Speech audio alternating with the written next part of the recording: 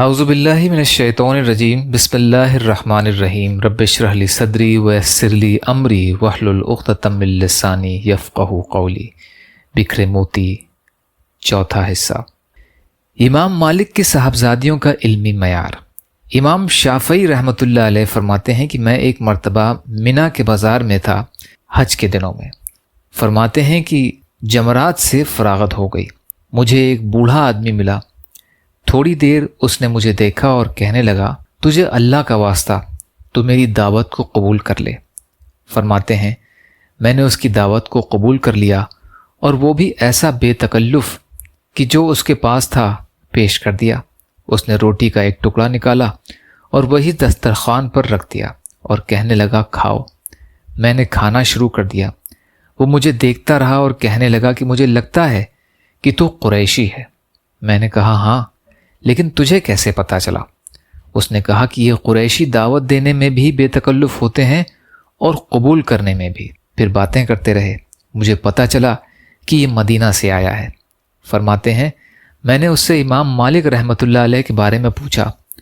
اس نے مجھے ان کے کچھ حالات سنائے۔ جب اس نے دیکھا کہ میں بڑے شوق سے ان کے حالات پوچھ رہا ہوں تو وہ کہنے لگا کہ اگر آپ مدینہ جانا چاہتے ہیں تو یہ خاکی رنگ کا اونٹ ہمارے پاس خالی ہے، یہ ہم آپ کو دے دیں گے، آپ مدینہ پہنچ جائیں گے۔ کہنے لگے کہ میں تو پہلے ہی سے تیار تھا، لہٰذا میں نے حامی بھر لی۔ فرماتے ہیں کہ میں قافلہ کے ساتھ سوار ہوا۔ ہمیں راستے میں مکہ مکرمہ سے مدینہ منورہ پہنچنے میں 16 دن لگے۔ اس دوران میں نے 16 قرآن مجید پڑھ لیے۔ آج یہ حال ہے کہ حج کر کے آتے ہیں، 10 دن مدینہ گزار کر آتے ہیں، ایک قرآن مجید بھی مکمل کرنے کی توفیق نہیں ہوتی۔ ہمارے اسلاف جب حج کے لیے آتے جاتے تھے تو سینکڑوں لوگ ان کے ہاتھوں پر کلمہ پڑھ کر مسلمان ہوا کرتے تھے، اور آج حج کر کے آتے ہیں، خود مسلمان بن کر صحیح طرح سے نہیں آتے، واپس آ کر پھر گناہوں کی طرف چل دیتے ہیں۔ اس موضوع کا باقی حصہ انشاءاللہ کل کی ریکارڈنگ میں۔ یا اللہ ہم سب کو کہنے سننے سے زیادہ عمل کی توفیق عطا فرما۔ یا اللہ مظلوم فلسطینیوں، کشمیریوں، روہنگیا مسلمان اور مسلمان جہاں بھی پریشان حال ہیں، ظالموں کے ظلم کا شکار ہیں، ان کی مدد فرمائیے۔ ہم سب کو اپنی استطاعت کے بقدر اپنا حق ادا کرنے والا بنائیے۔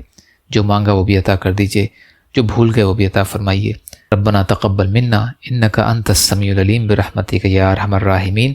لا الہ الا اللہ محمد رسول اللہ۔ السلام علیکم۔